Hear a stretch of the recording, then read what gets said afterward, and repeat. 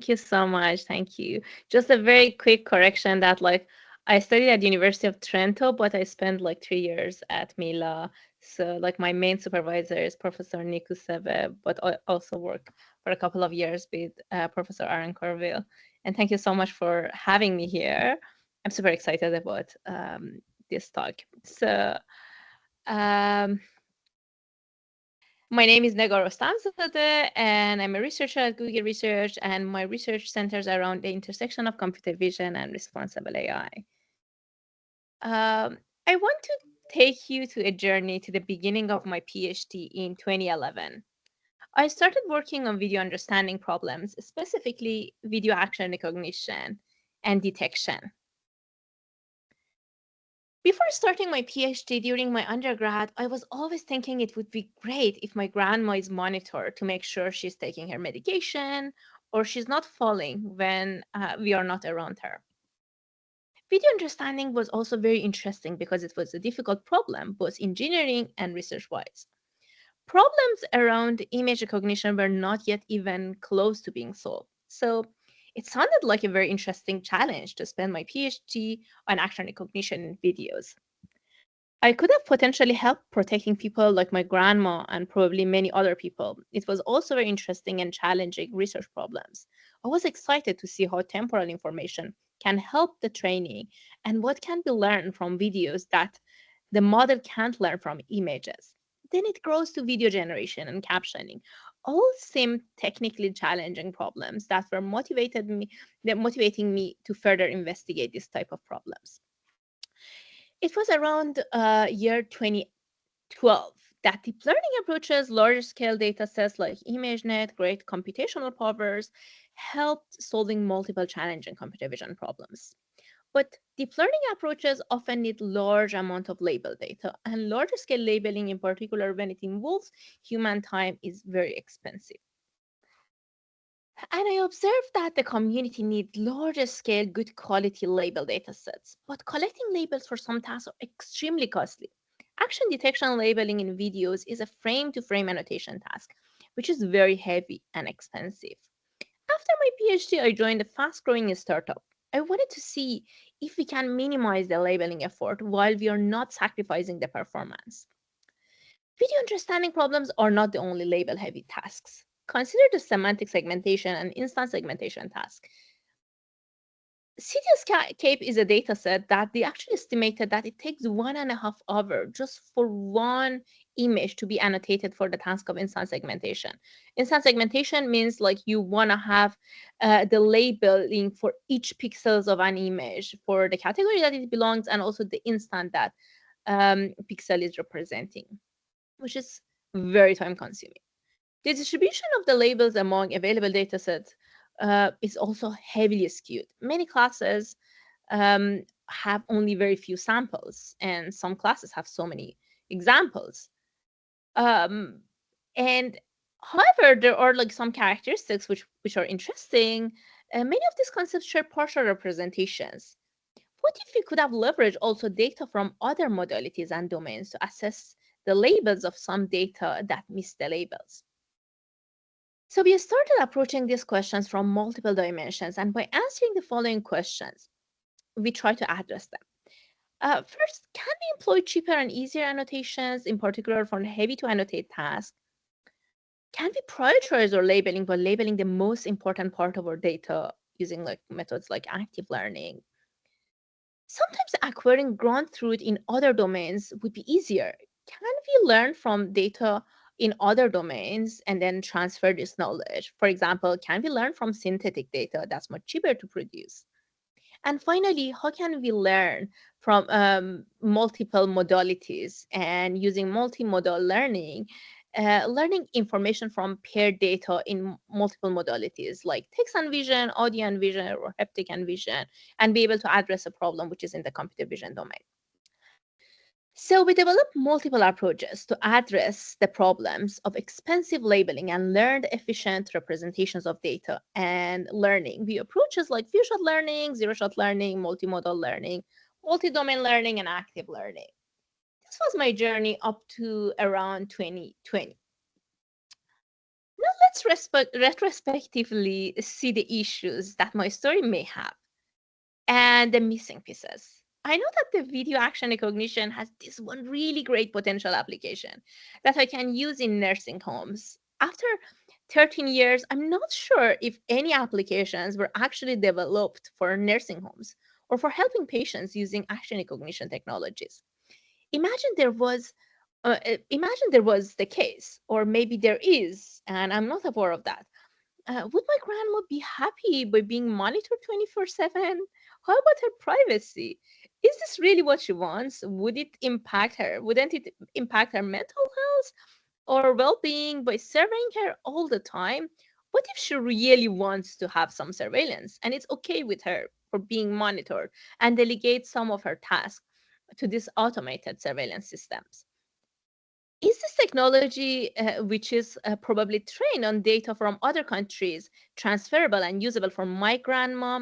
Is it working for her skin tone or the type of cultural clothing that she wears at home that may not really look Western, which is the source of most of the data sets? What if the system makes mistakes in such high-stake scenarios? What if the system misdetects her drinking water with taking medications and just forget to remind her? What if it asks her to have the same medication multiple times due to the lack of proper testing in the system? This scenario is very scary. Beyond technical challenges, I was not thinking about the broader impact of these technologies and impact that this technology could potentially have. I was missing many points for deploying these technologies in real world scenarios. I was also so excited about using temporal information and have higher accuracy compared to the other state of the art approaches.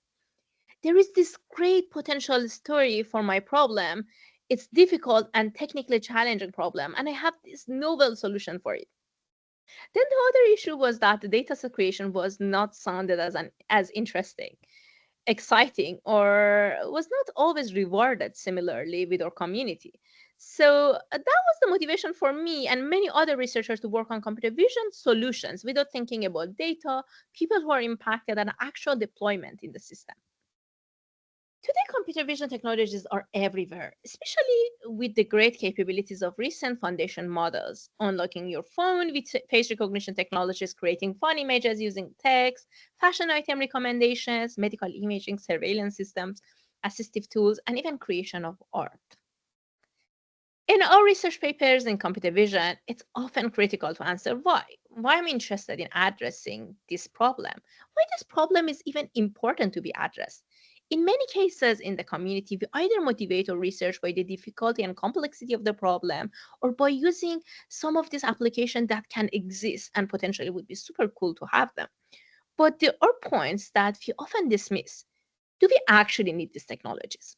Can this technology disproportionately harm marginalized population? How is the harm, hazards, risk, and safety even defined? Is there any disparity of results among different subgroups? And what are the ways that these technologies actually deployed in real world? In addition, we as researchers and software developers working on computer vision areas should be mindful and consider ourselves accountable about the technologies we create and think about the harms, risks, and limitation of these technologies, and consequently test our technologies to mitigate biases and develop fairer technologies. This is the simplified version of a machine learning lifecycle that's often used in research. Indeed, we should be very mindful when we work on each stages of these systems. In this talk, I would mainly talk about data and evaluation, but I will also briefly talk about other aspects such as the problem statement, model, and mitigation.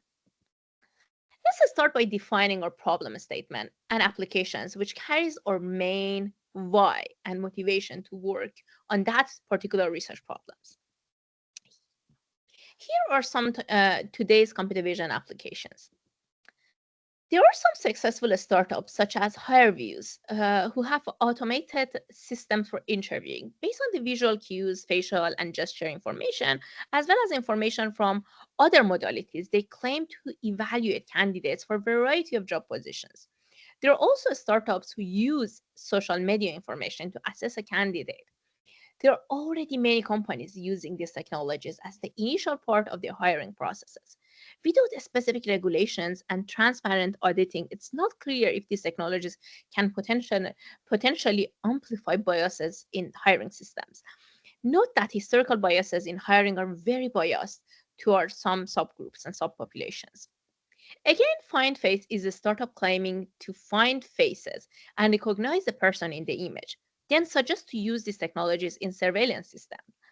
Faceception is another startup claiming to analyze people personalities based on their faces. They're claiming to help preventing crimes and action based on their personality recognition system. The first question to ask is, do we need to use these technologies, and then how accurate these systems are? There are studies showing that many facial analysis systems are wrongfully identifying Black and brown people, and people who were historically discriminated against could be hurt and harmed by some of these technologies. Again, a much broader why question is missed. Why is this problem statement? Why this problem statement even should exist? Why do I think this problem matters? What is the broader impact of this application, and who can it harm? There are also some research on turning speech to faces and extracting attribution like gender from voice. These problems could be motivated by codes like this, as you see here on the screen. But this kind of applications may harm non-binary, gender non-conforming, and trans people by amplifying the already existed gender biases and stereotypes, or amplifying racial profiling biases. So again, it's important for us as computer vision researchers to acknowledge risks, limitations, and potential harms, and think about the consequences of the work we do, specifically when we are considering a problem statement. So the first step of the way. The next stage is data. Data could be used for both training and fine-tuning. Many of the existing issues in ML systems are stemming from disparities and fundamental issues in datasets.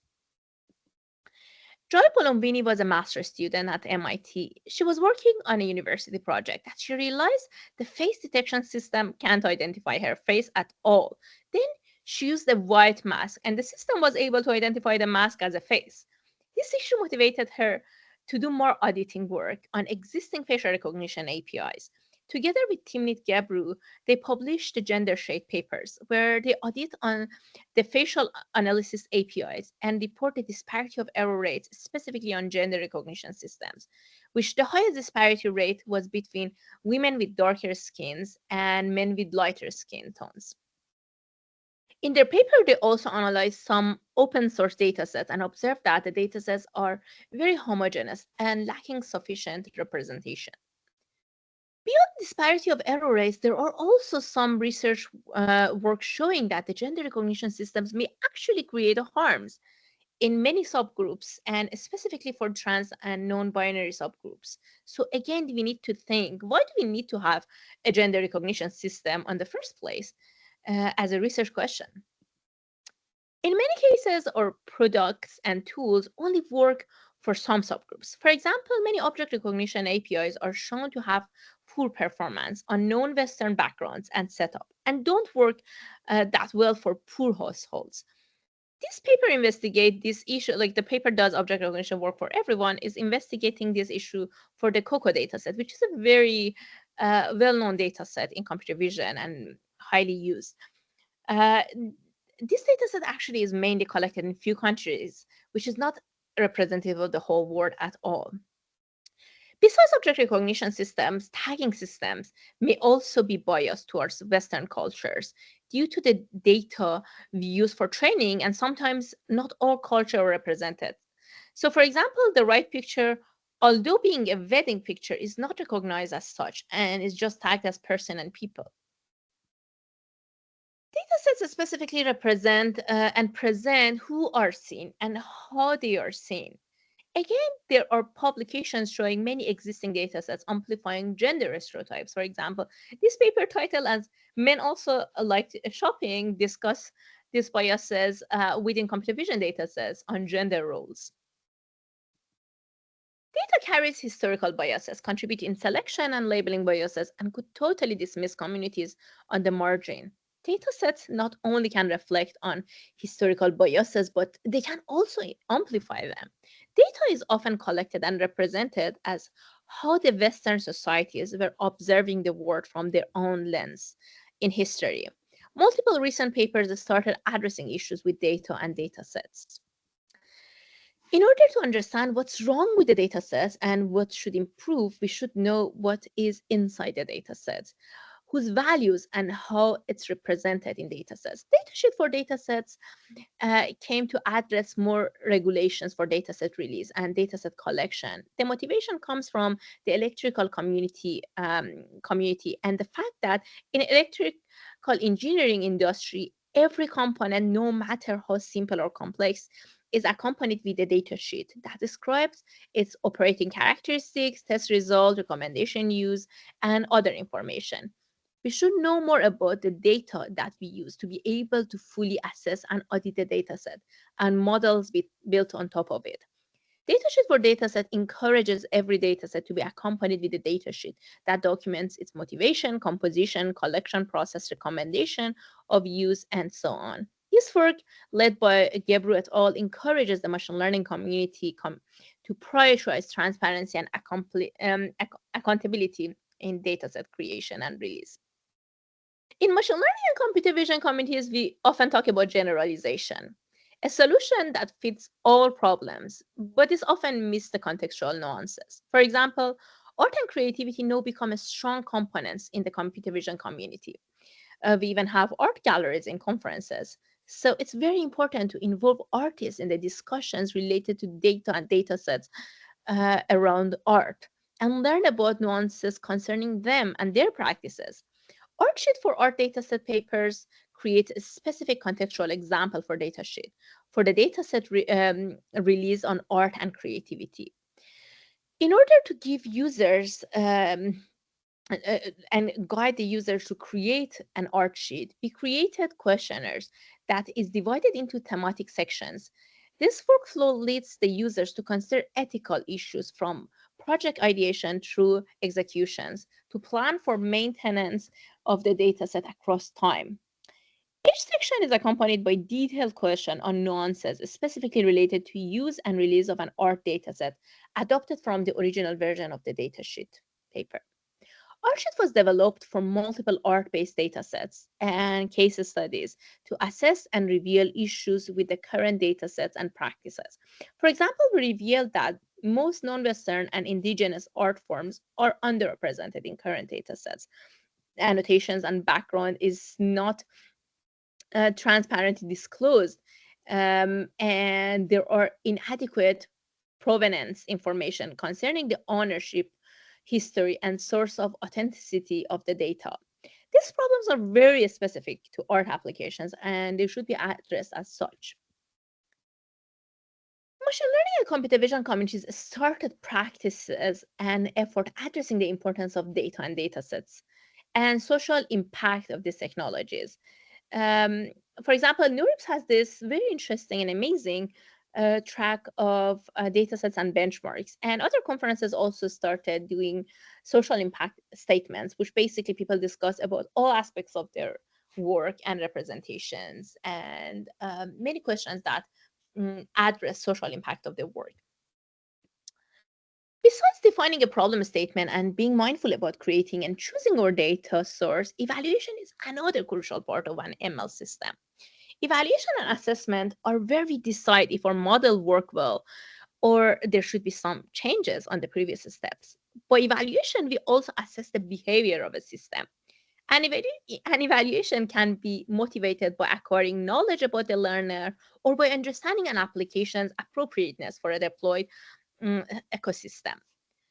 With assessment, we expect not only understanding a very general behavior of the model, but also the behavior that can be harmful towards marginalized communities or an existing ecosystem issues and pattern. Evaluation should consider communities and subgroups that may be a small portion of our test set or not even being covered, but often paying a huge loss and disadvantage by mistakes in our ML models and systems. In 2020, during the COVID outbreak, jobs moved to virtual. So this happened very suddenly. And in a very short span of time, many people were using video conferencing, and video conferences all of a sudden gained a huge popularity. People started using predefined or arbitrary backgrounds to make the call feel more like working from the office than chatting from home. One issue that was initially reported on Twitter was this video conference app, and so it soon got very large attention. Uh, in this slide, you see there are two people who had this video conference together, and then they chose some different backgrounds. And as you see, the black person head was mistaken by the background, and that actually created huge backlash. Which actually, like, the very important part that's shown in this slide is that this app was not sufficiently tested and totally dismissed people with variety of skin tones, and the impact that this application could have when people are like using different type of backgrounds, and specifically on people with darker skins. This is just a very tiny example of much more fundamental problem. How are we assessing? Who are we testing for? In the software engineering community, we often hear the mantra, move fast and break things. It's even a book title and former Facebook motto.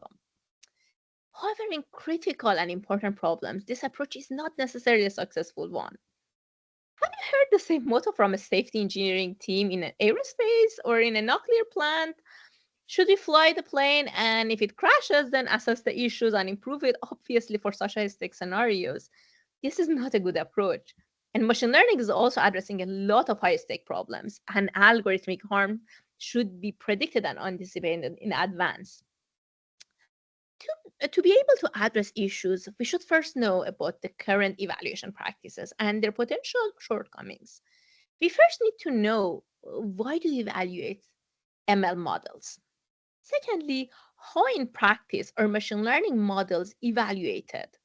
And finally, ideally, how should machine learning model be evaluated?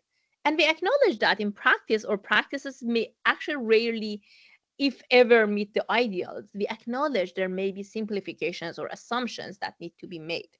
But we are concerned about the gaps that arises as a result. What are our gaps in our knowledge about the models that can result in disparities, and why these gaps are important due to multiple ethical consequences? In this paper, we surveyed and coded papers over the span of 3 years from three major conferences: ACL for NLP, CVPR for computer vision papers, and MICAI for medical imaging. In our study, we investigated the types of metrics that were reported, as to what type of test data was used in the evaluation, as well as other practices such as did they report statistical significance or error bars and so on. And the main finding that was that the archetype research evaluation reports model accuracy on test data, which has the same distribution as the training data. And that's a very big issue when we're expecting the model to work for everyone and on a target population. Papers also almost always contain typical ML assessments, such as reporting precision or accuracy, and it's very rare to report epistemic uncertainty.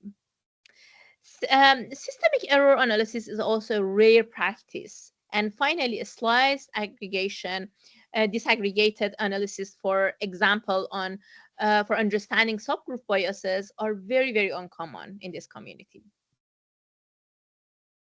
In this work, we talk about the different knowledge gaps and the assumptions that can potentially help with assessing some of these evaluation gaps. For example, the consequentialism assumption that can lead to minimizing our obligations to people, for example, or obligations towards people whose data we may be using.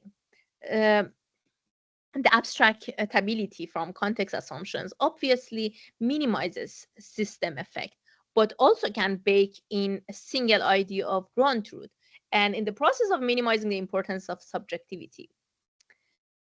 The input myopia assumption, by minimizing the input to the model, means we can't do things like disaggregated analysis or explore the input space for regions in which model performance may differ. Firstly, the quantitative modeling assumption means we can't handle things that are not quantitatively measurable. The equivalent failure assumption ignores that there are or there may be disparate harms and benefits both of model failures but also of model successes. And the test set validity assumption obviously has a risk of data drift between the test data and the ecosystem.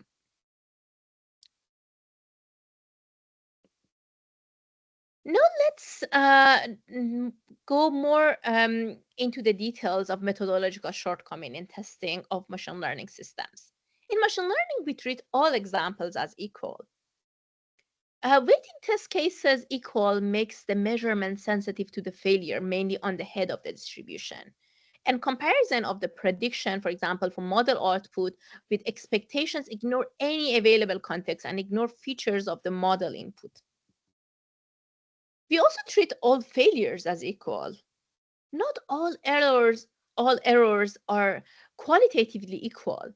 This simplification dismisses the efficiency cost in contextualized evaluation of classes or errors. And the comparison of predictions, for example, model output with expectations, ignore any available context. So in these cases, like a failure which could actually result in very catastrophic outcomes could be considered like similar to a failure that's just because of like mistaking a cat with a dog. So this is very important, and we should actually like work on addressing this type of issues in our community. In addition, we often overlook corner cases. Traditional machine learning testing often focuses on average case behavior of the model. This overlooks which data points are falling in the test or whether there is a pattern there. There is also a lack of an integrated process. Recent research has begun inquiring into machine learning testing for the edge cases that assess model behaviors in response to small control changes in the input, similar to unit testing in software engineering. However, these efforts are disconnected effort with those specific robustness goals rather than being integrated into a unified standard of machine learning practices and deployment, even for critical problems and processes. And finally, a lack of artifact and for transparency. There is no standard mechanism to communicate which tests have been performed on the machine learning model and which ones of them succeed or failed. A lack of such a standard mechanism to communicate the test results of a comprehensive suite of test cases put the end users and stakeholders as a huge disadvantage. So it's very important to understand what conditions we are testing for, relevant corner cases, system context, degree of severity in the cases of failures, and the priority of testing in subgroups. We should also test the models for disparate effects on different subgroups and taking into account the social disparities. And finally, testing for model integration. To do so, we need to figure out a way to test for all the stages of deployment and development process, translate the desirable behavior of the machine learning system, and how to bring um, diverse expert perspective or how to effectively use participatory approaches in understanding the context. And finally, being transparent on our use of testing practices. To be able to follow the best practices, it's very important to know the type of harms that can happen and the consequences that they can carry. Then, formulating these harms with quantitative metrics or qualitative study and plan for assess and mitigation of them in the systems. In this paper, we studied a wide range of harms that was reported in the literature of social science, machine learning, anthropology, media, and character. We characterized 5 different types of harms as representational harms, allocative harms, quality of service harms, interpersonal harms, and finally, social system harms. To be able to measure each phenomenon and consequently in a machine learning model towards marginalized communities, we should be able to first characterize difficult categories of harms, as you see here with like examples and subcategories that exist within these systems. Machine learning is addressing a lot of high-stake problems, and algorithmic harms should be predicted and anticipated in advance. I will be briefly talking about our two recent Kai and AIS papers on the applicability of safety engineering tools for responsible development of machine learning systems, and specifically mentioning a case study for text-to-image generation for art practices. Machine learning algorithms are being continuously integrated into various products and application areas. Anticipating potential harms of these algorithms earlier on the design and development process is a very non-trivial and a challenging task. Safety engineering is a long-standing field that has dealt extensively with identifying and managing harms, hazards, failures, and risk of these technologies for the last 100 years. Frameworks from safety engineering have been developed and used extensively in safety critical systems such as distribution of electricity, drug and medical device development, nuclear power plants, and aerospace. Safety engineering tools and frameworks provide analytical process for connecting system design to potential harms that we discussed earlier through understanding of failures and hazards. For example, these tools can map how and when a small crack on an airplane wing can lead to a catastrophic failure of the full airplane. In our study, by conducting semi structured interviews, we try to answer these two research questions. First, how do machine learning practitioners currently identify and assess social and ethical risks and the current challenges to identify the gaps in their practices? Second, what do the machine learning practitioners think of these safety engineering frameworks and how these frameworks could be employed to predict risks, harms, hazards, and failures, and in general for social and ethical risk management? There is a rich body of work that has investigated potential ways of anticipating and mitigating harms from machine learning systems. This includes critical epistemological perspectives, design methodologies, and a range of recently published toolkits and frameworks. Surprisingly, the conversation between the fields of safety engineering and responsible machine learning development has been very minimal. Some scholars in the responsible machine learning community have hinted at potential use of safety engineering frameworks for assessing and mitigating potential social and ethical risks and establishing traceability and accountability practices. The two frameworks that have been discussed primarily for application of machine learning systems are FME and STPA. These frameworks are some of the most successful and widely used frameworks across safety critical industries. We also consider FME and STP as those two techniques provide a completely different approach to analyzing failures and hazards and harms of the systems. Before explaining the findings, I want to take a couple of minutes to give a quick overview of these two safety engineering processes. FME is a traditional engineering risk assessment practice that looks at how a system could potentially fail. What is its effect and the causes, and how it could be controlled for. For example, we could break down a car into its subcomponents and look at how each function of the components, such as the tire, could fail. We then look at the effect, cause, and control for this particular failure mode and score these three elements on a scale of 1 to 10.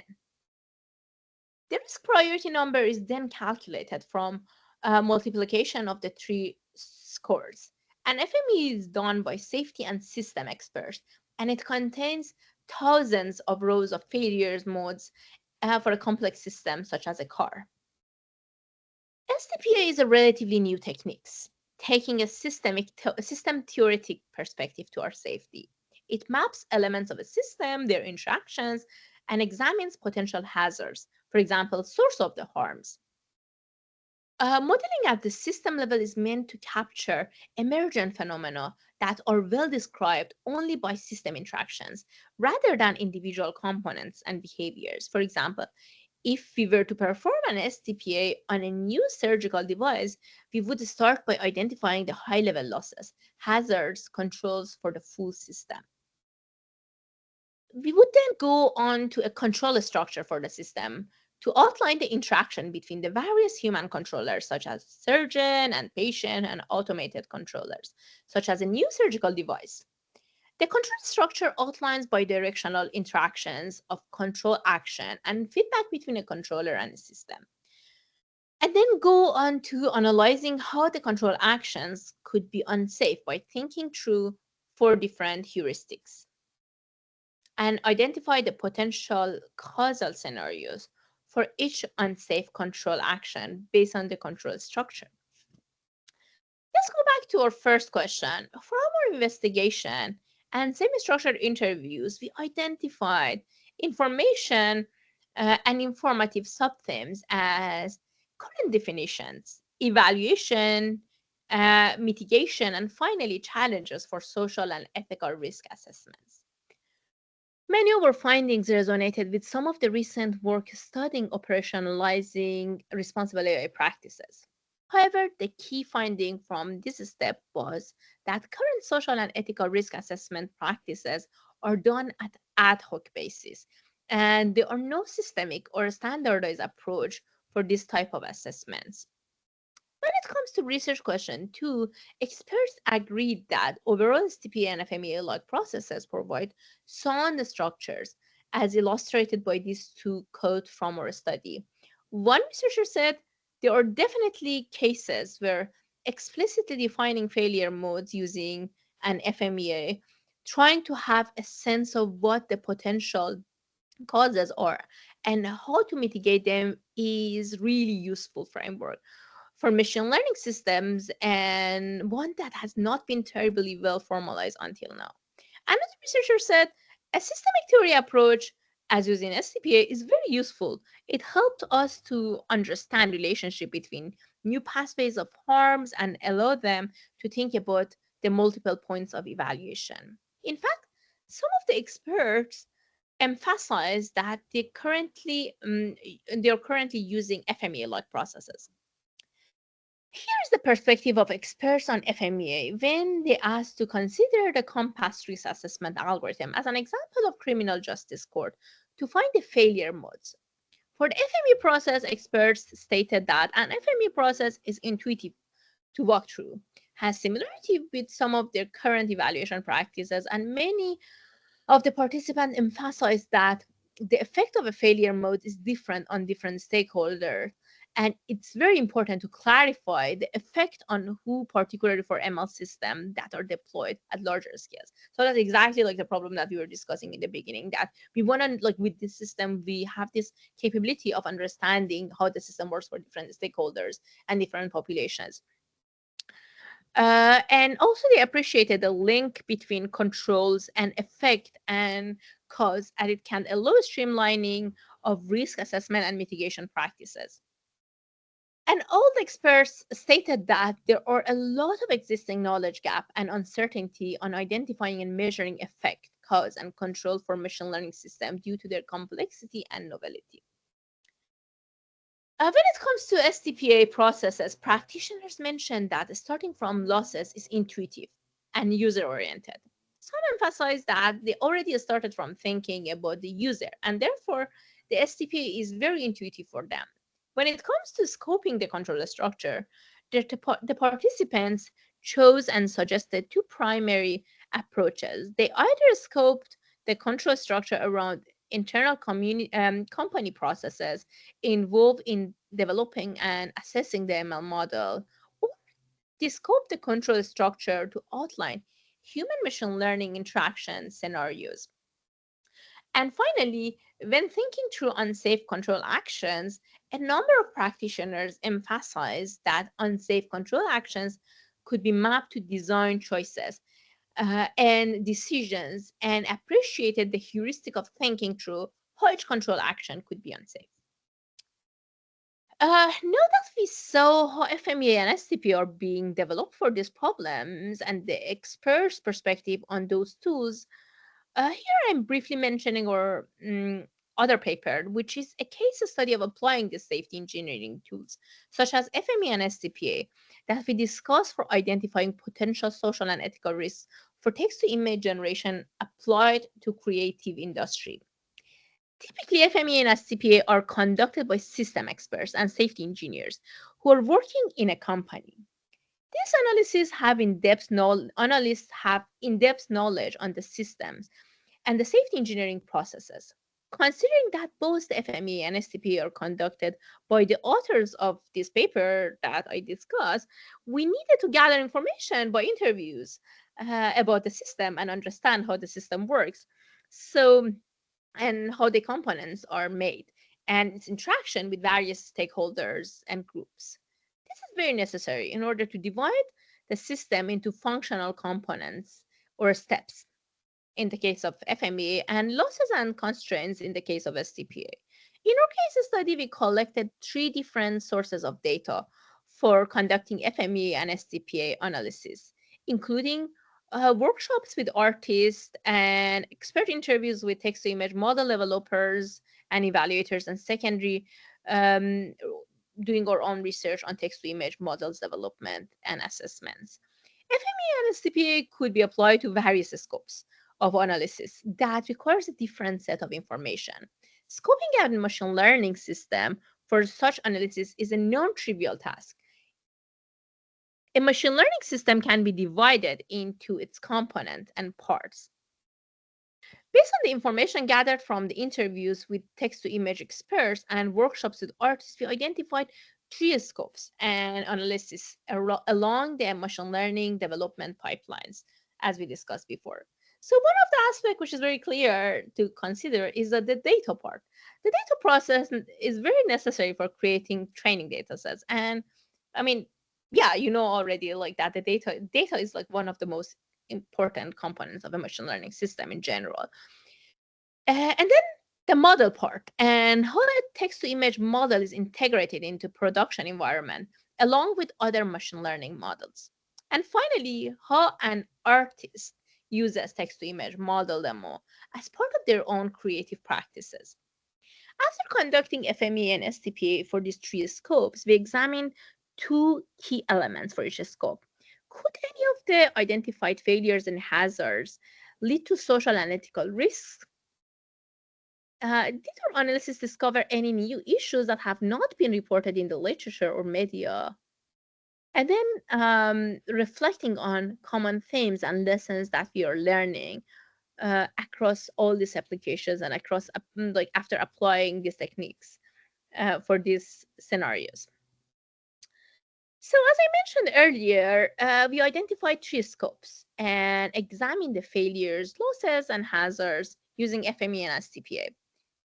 FMEA structure is identified across all the scopes, focusing on understanding the functionality that's prone to failure, failure modes, effects, cause, and control. STP, on the other hand, starts by identifying losses to identify the values and losses associated with this scope of analysis. We reflect on the information gathered from the interviewers and workshops to understand stakeholders impacted by each of these scopes and stages. For example, like here we consider like the data processing system and data processing stage. And as you can see here, in each scope and steps, we identified multiple failures, losses, harms, and hazards that were hidden before applying these safety engineering techniques. As you see, many of them are revealed during this process. And the next step is actually like here's the model and product integration of text-to-image models. The system step is studied for model and product integration, detailing here. And finally, and the most interesting scope that is the users who use creative applications and how harms, hazards, failures could be detected and identified and what we found. So these are all like again like all the issues that we understood about them based on applying in each of these techniques individually. To conclude what we learned from this study, basically, we realized that like safety engineering frameworks with their long history should be exploited more on the responsible machine learning practices and development. Existing and well-established safety engineering frameworks can serve to analyze AI ethics hazards and harms of generative models. And a systemic approach modeling the interaction and functionality of the system is really needed to uncover many of these issues that are otherwise hidden while only assessing the model, not the whole system. In this work, we also, in this very, very recent paper that will be presented today at ICML, so the position paper, like we discuss how disparities towards marginalized communities in a machine learning system could be cascading, and how the model specifically the foundation models, could cause harms specifically, and addressing these disparities, if not on the data, but during the model training or testing, could be actually basically having the impact on each other. Why multiple disparities are stemming from representation and embedding disparities, the consequences could cause a wide range of disparities, such as performance disparities, privacy and robustness disparities, hallucination disparity, model understanding and under specification disparities, and finally, safety disparities. It's very important to note that disparities towards marginalized communities are not isolated concerns, but rather interconnected elements of a cascading disparity phenomena. So we want to actually like really acknowledge that it's not just about bias. It's not just like, okay, so I mean, I'm not saying just, because like that's also a very big problem. But it's not just actually like addressing these problems and knowing about the biases and the model performance gap, but there are so many other issues which comes actually on the modeling side, specifically, for example, on how these like foundation models, which is kind of like a representation that's not specific for a task, and later is going to um, be assessed or used for multiple tasks and applications, could actually have interconnected problems and issues that should be addressed. So we also have a call for actions, and a few approaches that we suggested based on this. For example, the first call for action is developing guidelines for training under mixture of heterogeneous distributions, or metrics for representation disparity via manifold embedding. So basically, metrics again is something which is very important, but we acknowledge that metric is not the only thing. So we want to be able to also do some qualitative studies and analysis of the models. And the other call for action is guiding capacity via mixture of expert models. And finally, model guided data collection and what we can learn from the output of the models, and gradually improving the data that we have and the non-uniform sampling of the data that we have. So many other issues like with this regard is addressed in the paper more in details, but I try to pack it here. So yeah, thank you everyone for staying with me in this long talk. And please let me know if you have any questions. Thanks a lot, Negar, for the talk. I will turn to the audience. Is there anyone that has a question? See your hand raising here and here. Let's start. So I've.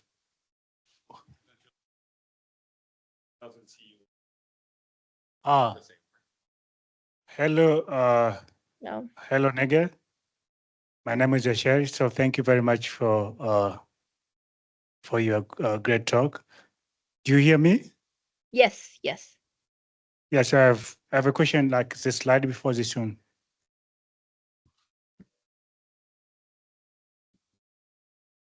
Okay. Yeah, but before that, out of curiosity, why you are using ChatGPT instead of Gemini? Oh, it was just random. I think like, I mean, as far as I know, like Gemini doesn't generate like faces. So I wanted to show just like a random face. And that was the reason. Okay. Okay, my question is about the flattening of the latent dimension length during, what do you mean by that? The call of action number 2, yeah. Which call of action? The third one? Number 2, flattening of latent dimensions length during the training for marginalized communities. So basically, like many times it happens that like, I mean, so when like we don't have much data, so from some communities, so the distribution or like the basically the information that's learned is kind of like, it's consider those information as residual, and it's usually like learning the averaging space. So it's sometimes like, although that we have data from those communities, that might be overlooked, or just like the model considered that like, oh yeah, I don't have like this data, it's not available. Okay, thank you. Another question here. Hello. Thank you for your presentation. So my question, it's like based on the application of responsible AI frameworks, particularly within the industry. Um, so technically, from my understanding, it's like STPA and FMEA are two of the approaches that you mentioned. But are these being implemented like practically within your organization? And if you could also share possibly how this could be adapted for academia. So yeah, thank you. This is a very, very great point. So actually, like the interview processes and like this processes was like mainly for us to understand how these practices are already like either like the same practices or practices close to them are being implemented in industry and both in academia as well. And what we realize is that like there is a big huge gap of like implementing these technologies in practice for the systems. And like the first to say the first paper, basically people were mentioning that there is a gap here. Some of our practices are very similar to what you're mentioning, but we are still like lacking this type of practices that with this same way. And many times also like it's not really clear what are the companies are doing in practice, or like for each specific applications or product or models. So that's again like the part that people are like missing this communication between different aspects. So there is a huge gap, I think, in both academia and industry on using safety engineering techniques, because these techniques were existed for a very, very long time, and should be the basically exploited for this community for understanding some of these underlying issues with the systems. I have one question. Do you get, I guess, even back in the day when there were these frameworks were being used for safety engineering for like airplanes and other stuff, there would have been a domain expert disagreement between how to weigh different problems. How would we reconcile that? That's actually a very good question. I don't know actually like about like this specific disagreement in the historical perspective. I think that probably in like fields such as like airplane, like or like aerospace engineering, or things which is like more kind of like everything is like more concrete than machine learning systems that can have like unlimited number of possibilities for everything. So probably on those kind of communities, that was like the agreement would have been easier. Like it was okay, so if you do this like on their airplane wing, it's probably like falling or something like this. But it's a very interesting question that I don't know the answer for that, but it's very interesting. But I think like in machine learning and computer vision, it's very probable if we have people from and that's not a question that we ask during interviews from people, but I think it's a very interesting question. That probably there are disagreements, like people who are designing the data side, like working on the data side, people who are evaluating and assessing. And as you see, like, I mean, people are bringing their own biases into evaluation of the systems and integration of the practices that they believe is their own values. And we'll hear a lot about like value alignment or this kind of thing. So this is just, yeah, this is like another thing that is very important to note, that it's most probably if you want to actually implement this type of models in practice, we have disagreement through the process.